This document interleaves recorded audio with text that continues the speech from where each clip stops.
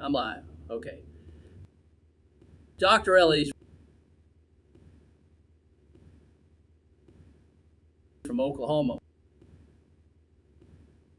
We're going to talk about federal workers' comp, VE disability, Social Security, things like that. Legal medicine, the laws are very, very fair. While the problems, there's a bias against anybody that has an injury. They think everybody's fake. The biggest problem is white coats. Pretend I've got my white coat. I am a doctor, been practicing medicine since '69, and we have no training in legal medicine. Now, legal medicine, every 50% of litigation requires a doctor's report, like federal workers' comp, VA disability, car wrecks, Social Security, and we have no training. Classic one is a company driver, company truck, uh, wreck, broken neck. A neurosurgeon does a surgery on the neck, and the insurance company writes, "Is this work related?" Because the doctor has to say it. Well, obviously, it's work related. And the neurosurgeon, I love him. He's a wonderful guy. He can operate on my brain anytime. Probably needs to. But anyway, I don't know. I didn't see the truck wreck. So that happens. Now, in federal workers' comp, you have claims exempt jury with fifth grade education. And sometimes I read their opinions and my God, they didn't get GED. I mean, we're talking about stupid. Then VA raters are not well educated. Some of them are good, some are not that bad. The doctors that government uses sometimes are dishonest. Okay?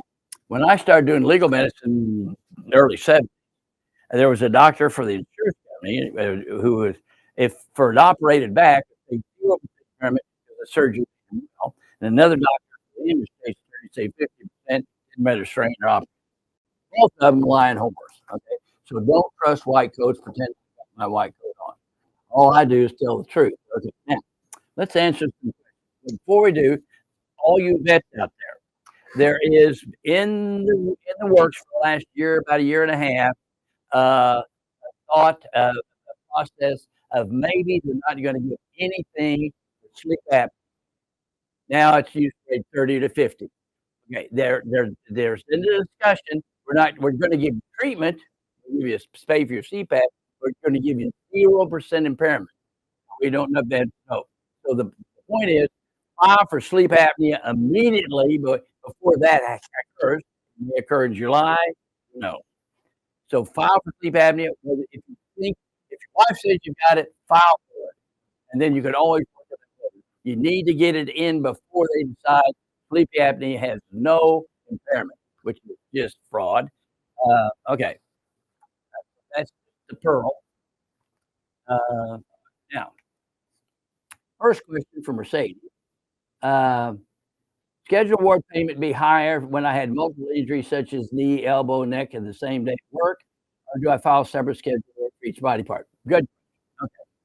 Federal workers' comp, the whole arm, you rate the whole leg. So you're born with a club foot, and then you play basketball, and you have a basketball surgery in your knee, and you have a car wreck, you have another surgery in your knee, and then you're a Marine, and you have another surgery in your knee. You work for the government, you got a strain of the knee, and then you have another injury from something else, and a nerve down your leg. You rate the whole leg, the nerve down the leg, totally as it is. Now, no one knows that. So if you get a scheduled award, you need to have a toll. Not even me. Okay. So that's a scheduled award. No, it doesn't matter what it is, we rate. If you've got a strain and your knee covered, we rate the entire leg. That's fair, folks. All right. Lamar, how do you rate chronic asthma due to Afghanistan? Um, your spirometer, your breathing test will tell you. But also, a lot of times when you're in between asthma attacks, your spirometer is normal, so it's more based on your symptoms. And the best way to do that is bring your spouse. I tell her the different percentage it can be, and whatever she says is probably going to be my scientific answer. Okay. It's asthma. Now, lung disease is just on the spirometer. It just speaks for itself. Okay. And the VA, you don't have to get that. The VA will do that.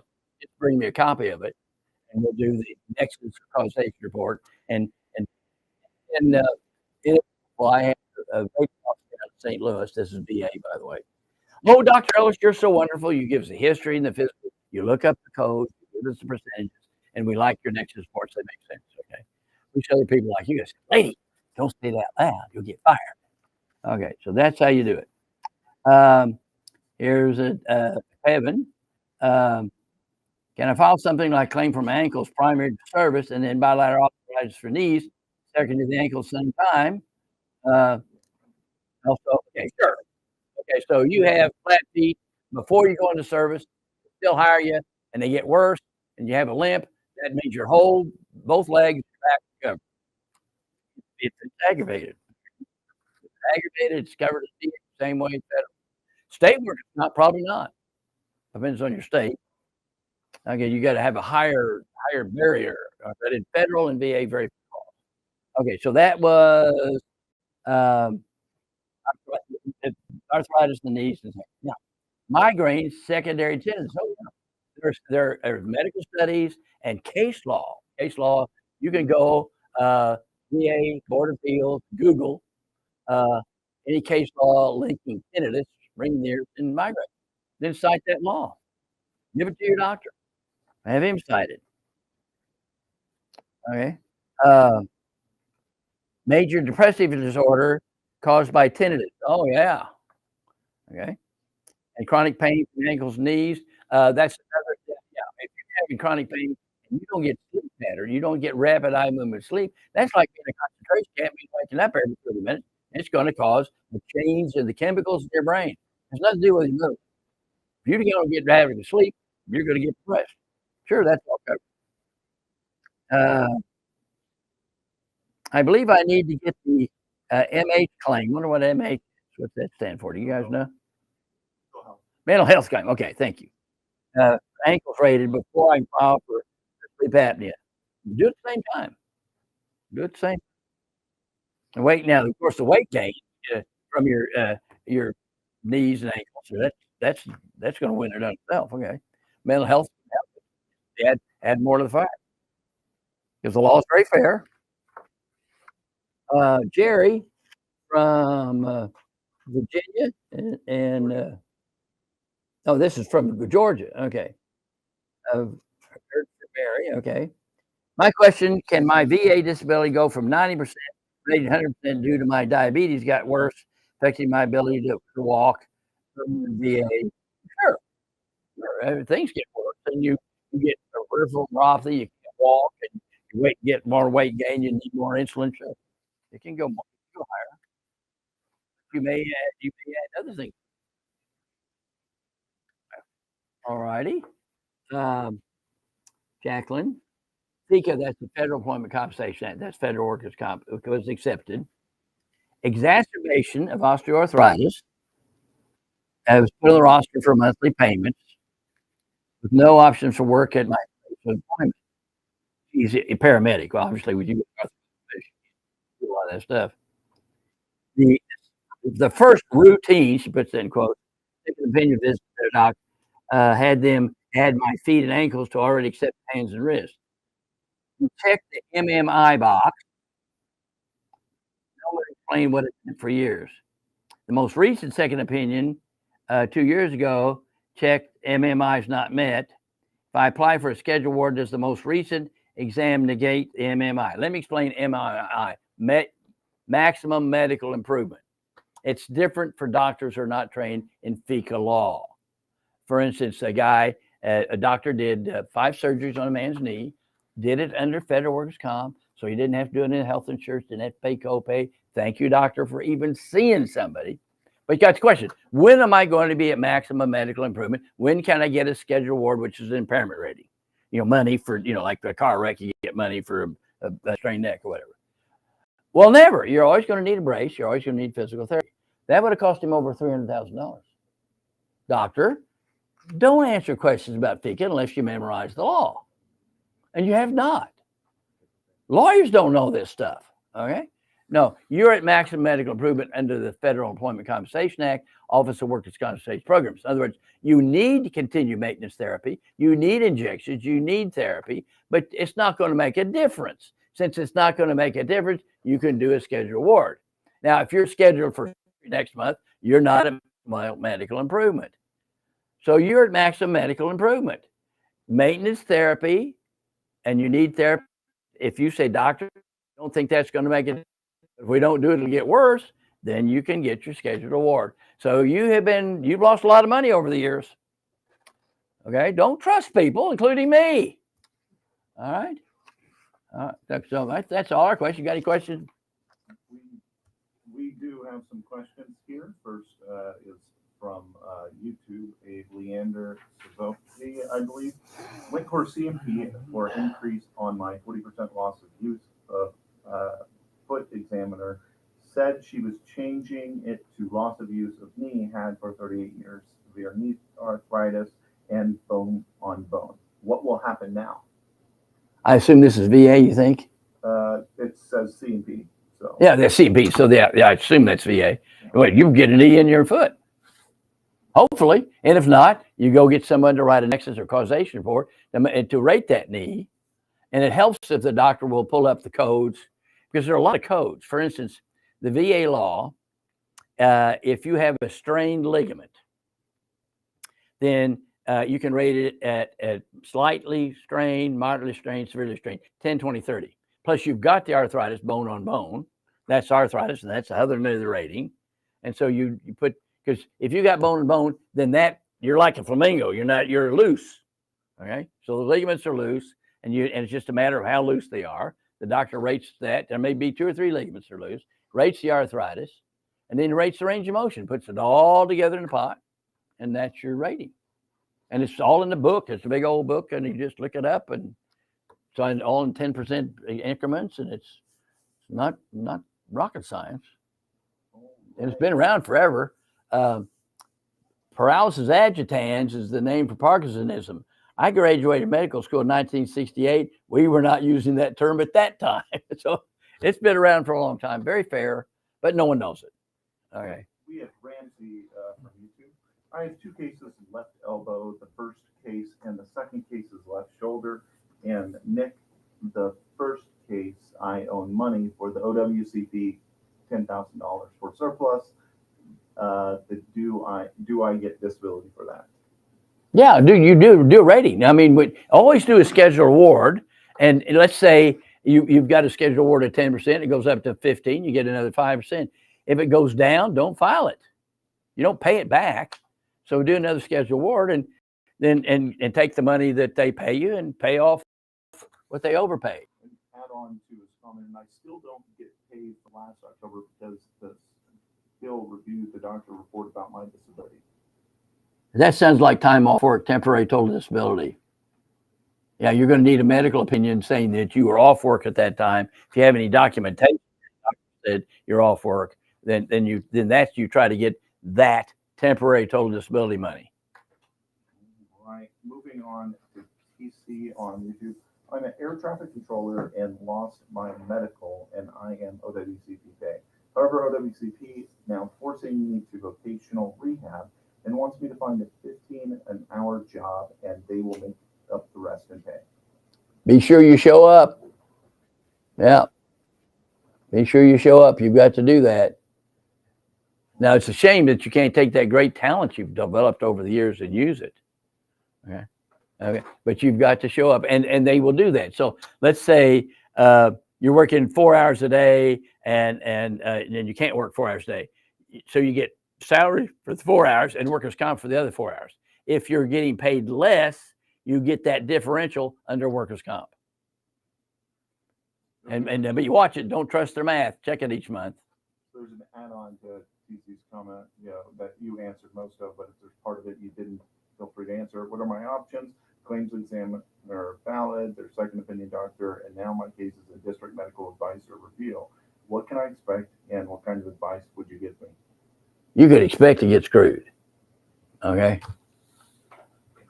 I'm sorry, but you can just expect that. If you don't get great. Okay. Because the bias against the injured litigant, the district medical advisors, now some of them are honest, but a lot of them think it's their job to cut things down and to stop stuff. And because they think they will not get referrals if they don't do that, which is probably true. It's just like if I'm working for a respondent attorney, say in car wrecks, I've got to guard against wanting to write a zero so he sends me more business. If I'm doing a legal medicine report for a ambulance chasing attorney, a plaintiff attorney, I've got to guard against writing a high number so they send me more business. And a lot of people don't guard against that. A lot of people let the money go. Like I said, 50 years ago, one guy writes 0% for an operated back, another writes 50. Neither one of them touch the patient. It's just awful. And then, so do not be surprised if white coats are whores, dueling doctors. So we have a shout out from Bill and Casey Helden. Greetings, Doc, from 1st Aviation Brigade, 11th Battalion, AHC Vultures. Yay! Right. Now we have an add-on comment from TC. The claim examiner value their second opinion, Dr. Moore. Oh, of course they do. That's why they use them. Also, you get a second opinion. Now, if anybody in the federal government agency, supervisor, listen to me, I will save you zillions of dollars. So they've got to get this thing. So they'll just send it another second opinion, another second opinion, another second opinion, and just run up a bill that you're paying a bunch of second opinions when because then they don't have to make a decision that day. They just get it off their desk and go home. And it's just awful. And you have no control over. You're not even going to know their last name. You don't know what they look like. You don't know what their training is. And all the training they need to be a claim examiner is a 12th grade education. My God. And they have no medical training. And they have the bias because everybody does. Heck, when I started doing this in the early 70s, I thought 60% of my patients be honest. And 40% be kind of a little flaky, a little dishonest, try to get some more money than they deserve. That makes me amongst normal doctors, not insurance company doctors, normal doctors, very pro-injured person. Now that I see it all the time, the people that are faking are very rare. And even fakers are real. This is a state workers' comp case. The guy is a principal and a counselor in a small town in southwestern Oklahoma. And he has a bad foot. And he gets 40% impairment for this mangled foot and 10 or 20% for the back from the limp. Well, I see him about 20 years later, and the foot's much worse. It's called a Charcot joint. I mean, it's bad. This guy, and of course, his back is much worse. Okay. And I can't get him to stand up and bend over. I can't get him to even do range of motion like this in a chair. Okay. And you know he's a liar because he writes non-smoker and his fingers are just as brown as they can be. But I don't care if you're a liar or not. If you're hurt, I'm going to write the report. Okay. Anyway. So I said, sir, we cannot say you have no range of motion of your back and of your neck because that's not true. I saw you walk in here. No, I can't do it. I said, no, you're going to go to jail. That's a lie. Let's measure it as it really is. It's worse. Let's measure it. Wouldn't do it. So the video is as he's in a racquetball court practicing by himself through the plexiglass. He's got his racket, and he takes that racquetball and hits it. It hits the cove. It hits and dribbles back to where if you're playing with him, you're not going to hit it back. The guy's an expert in racquetball. His back actually is worse. He can't bend down and pick that ball up. But he can take his racket and hit that ball until it starts bouncing up, and then he picks it up. So his back has gone to 40 or 50%. Neck is not obviously injured at all. So I had to go testify against him, and the insurance company doctor testified against him, and he wouldn't cop a plea. So we go back a second time, and he wouldn't cop a plea. He goes to jail. Now I think that he is disabled because before I said you could always be a counselor. They need counselors in southwestern Oklahoma. Now I realize he's too stupid to be a counselor, so I think he really is permanently disabled. But it's too late, he's in jail. Okay, but just tell the truth. Another case was, this is another state workers' comp, raided the back, and the Ardmore newspaper, he's holding the saddle. He's steer roper. He's holding the saddle. And Gary Faribault, who's a respondent attorney, great guy. Anyway, could that change your opinion? Sure. Okay. So John Sproul sends him back up, and his back really is worse. Now, what happens is they're steer roping. He's on he puts the rope on the back and hind legs of the steer. They show me a video, and this guy's doing it this way. He is not moving his back. And so based on the video, I raised him to 40%. But normal person would have seen that saddle and said, that's it, he's a liar. No, you've got to know and do an exam. And people that make opinions across desks without a white coat on, I don't give a shit what they think. For instance, I got a call from a plaintiff attorney, does car wrecks. And the secretary called and said, just give us a report. She's got her arm in a sling. I called the attorney up and said, this is the worst third-degree separation I've seen in 3 years. Fire your secretary. Because you cannot train bigotry. If you think everybody's faking, you're never going to change your opinion. All right. So we have here one from David Parker Thomas on Facebook. What is better, to be on periodic roll or schedule award? I'm 69 years old. He continues to say, can you get a schedule award paid out all at one time, or is it always paid out in weeks? It's always paid out in weeks, but you can get it in a lump sum. So at that age, how long you think you're going to live? Maybe you got a kid that's got to put through school or something. You can get a lump sum payment, but you pay a 4% penalty. But that lump sum may be something to pay off your house or something. That may be a good thing. But because schedule award, when you're on the periodic card, for everybody, that's a temporary total disability. You're getting workers' comp because you can't work. It's the same amount each month. You can't tell it's from temporary total disability or paying off a scheduled award. The way you know a scheduled award, it stops and then payments stop. Okay, so getting a lump sum may be a thing to think about. All right. So we have more praise again back from TC. Love your honesty, Dr. Ellis, and for everything you do. You are awesome. No, it's my Alzheimer's so bad. I got to tell the truth or I'll forget what I said. I got Alzheimer's at age 16, by the way. All right. We have Facebook from Marcus Conway. Hi, Dr. Ellis. I've been out of work for over a year due to laminectomy and forminotomy.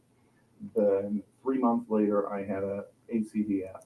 However, my claim is not accepted yet. I'm set up to see a referee doctor at the end of the month, not looking for a good outcome with the referee doctor.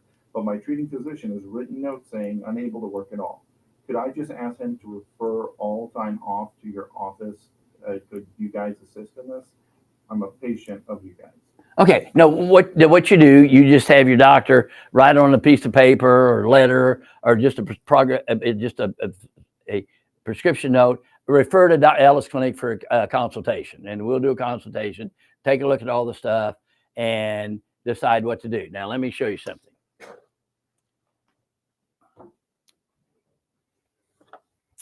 Legal medicine needs a picnic table and a duck. You cannot make any decisions unless you have the entire chart in front of you. And then, so you have to have a big picnic table to look at it. So the way I would answer any question, I need to see it all, and then I'll look at it. Now, the other thing's the duck. In legal medicine, what's the duck?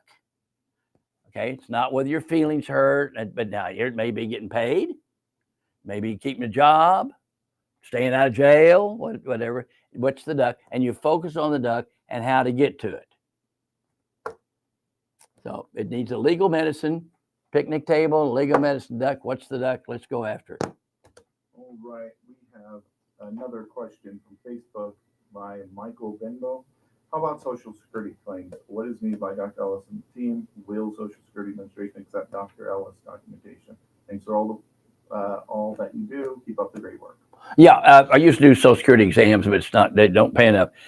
Social Security likes the records to speak for themselves. Okay, so they don't like hired guns, and that's a good thing. Now, I will do a Social Security exam if you need it, and we'll put in all the magic words needed for Social Security, put in the actual codes that Social Security uses, so it makes it easier. So, because sometimes your medical records are not going to say unable to engage in sustained gainful employment. Your record's not going to say that. So if you get your doctor to say that and it's in the records, but it's not, they're just records, and then some layperson is going to have to determine. So And about 90% of Social Security is turned down the first time. You get an attorney, you get an oral hearing, you talk to a human being, and talk to them, and then do it. That's just what you do. And anybody, and if you win, you pay your attorney. If you don't, usually you don't have to pay. So just expect to be turned down, because your doctor's records are not going to say what's needed by Social Security. Right. We have Tony Ann on Facebook. Can you take a lump sum payment if you're not working? Sure. Now you get a lump sum for scheduled award, but you don't get a lump sum for being off work. So you just get so much for being off work. You're on the periodic roll. So one thing, while we wait for more questions to come in that I think is valuable, and I'm going to put it on the screen, is the extent that the bureaucrats will go to file claims. And if you remember the excerpt from your deposition that I'm going to be putting up on screen, if you could refer how that reflects the nefarious nature of the government body. No, it's people. People are assholes. Picking the number one asshole, I know that. And so people, it's just ridiculous what they do. Just absurd. Now, you wouldn't be surprised if it's China or Russia, but when it happens in America, because you're raised on the Bible and Superman comic books, truth, justice, American way, and when the GOV does that to you, it's personal. It hurts. If you're a vet or federal employee, put your life on the line and they screw you. And if you look at the map at Ellis Clinic, all those pins, every one of them's got a horror story. I mean, a horror story. And so people do not understand why I get so pissed off. It's just like if it was World War II and you've not seen the ovens in Auschwitz, then you don't get to talk to me. You've not seen the ovens that these people have been put into, the crap they've been put into. So I put up on the screen here the excerpt from your. Oh yeah, okay. So here's this is a classic. Nice lady, internal medicine doctor at the VA. She's getting paid less than the men. Hey, it's woke PC time. Okay. She's a whistleblower. She'd like to get equal pay. They won't do it. Her husband really high up in the VA. We're not going to sit down in arbitration. It's equal pay. So her supervisor says, let's be friends. And shakes her hand and squeezes it. And it's swollen in their emergency room, objectively swelling. You can see it. And for 3 days here, which means an acute injury, it's an assault and battery case. She also has carpal tunnel because she answers all the vet's emails. So because she's a whistleblower, and C-SPAN's done an expose how bad the VA is to whistleblowers, okay? They change her hours from noon to 8 o'clock at night so she can't go home and fix dinner for her kids. That's just chicken shit, okay? That's just chicken shit wrong, okay? So I said, come here, I'll show you how to do a VA disability, and I'll teach you how to do federal work. So then Tom Majors, and I'll use his name because this is a public record, who's the prosecuting attorney for the Department of Justice of the 4th State District, gets a hair up his ass that somehow she's breaking the law working for Ellis Clinic. A law that he's not read. That he's got a badge, so he thinks he knows everything. And he files criminal charges and blah, blah, blah. And she gets an attorney. They're going to meet down there at the federal building. Attorneys, if they've not filed actual charges, make them come to your lion's den, not to somebody else's. Law has two components, folks, that you don't learn in medical school and law school. It's prefrontal cortex, knowledge of the law, and show business or psychology. Well, I didn't keep those in medical school, so I'm going to beat you. I know more law than anybody I talk to. God damn it. Read my damn transcripts, Department of Justice. If you'll read them, you will never let me in a courtroom. Every time I've gone to federal criminal court, the judge has threatened the prosecuting attorney with contempt or jail. Read my transcripts. Okay, anyway, so he does the show bits. Waits everybody seated, comes in. I've been on your YouTube and you don't look like U.S. attorneys. I own him. Listen to me. And so what do you do for that? Where do you go to school to learn how to handle that? What book do you read? So I'm sitting there now. Don't smirk because this guy's a fool. He's gotten away with that because he's got a badge, which means he's the lowest on the totem pole. You have to behave. I don't. If I'm a cop, I'm paying for my body cam to cover my ass. Okay. But everybody's afraid of him except me. Because in America, the law is the law, and I just demand you follow the law that is written. That's fair. And if you don't, kiss my ass. Okay. So anyway, so I sat there and I did nothing. Just sat there and sat there. He's used to the limbic system, the emotional brain, getting in and yelling at each other like in preschool. I said, sir, I've been practicing medicine for over 50 years. I don't put up with stupidity anymore. I'm going to cancel this deposition. I'm going to be a judge, and I'm going to get a ruling on whether you sit down, change the tone of your voice, and be polite. He's never been talked back to, so finally sits down. And then he says, you said in your website that you kick ass. And I said, yes, I do. If the prosecuting attorney doesn't know the law and I have to kick their ass, teach it to them. Sure, I do that. That hurt your feelings? Know the law. Sir, I teach this to law schools. I am probably the world's leading expert on FICA and OWCP. You just think I'm some hick doctor from Oklahoma. No, I know this shit. I've been doing seminars since forever. So anyway, well, it's 146 pages. You can read it if you want to. And so then he's lost, and so there's a little form, and his problem is that I've given her a job that somehow that's wrong. I said, wait a minute.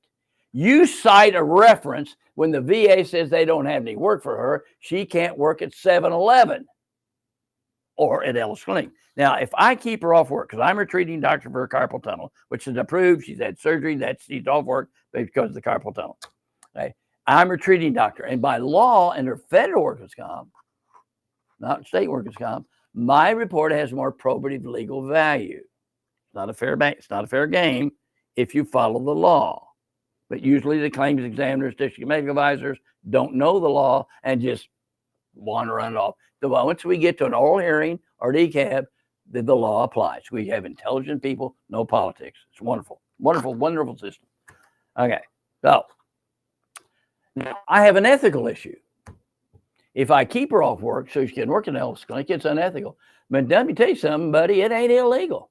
Now, in federal workers' comp, the employer can't talk to me because the law clearly says the individual's taken on the federal government. It always goes to the individual, same way the VA. It always goes to the vet. They don't apply it that way, but that's the law. That's all I request. Okay? That's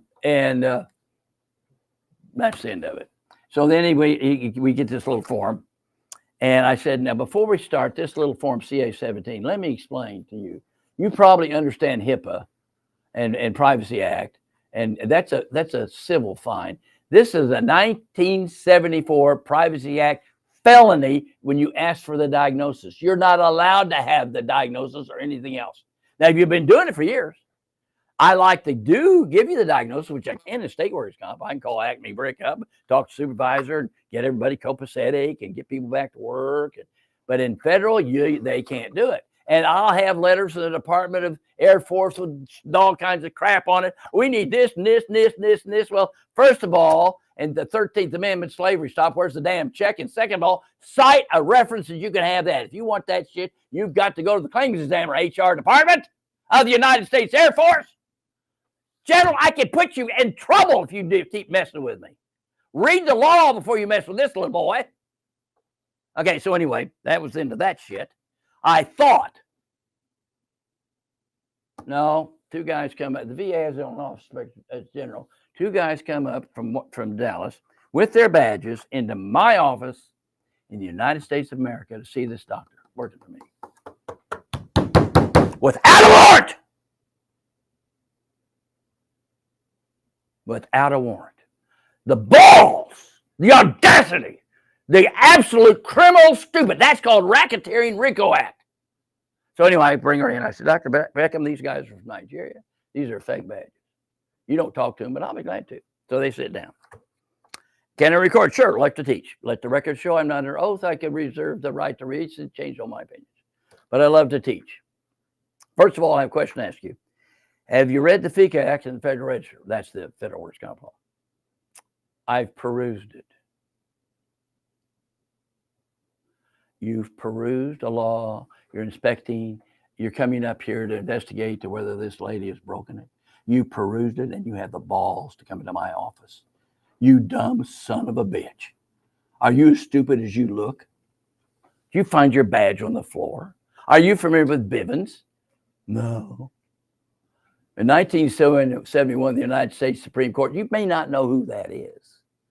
5 officers denied the constitutional rights of a federal employee. He sued those 5 guys. They had to go to court. They had to pay their own attorney fees, and they had to pay their own, and then the government couldn't protect them and couldn't refund them. If you got a badge, be careful. First of all, you get a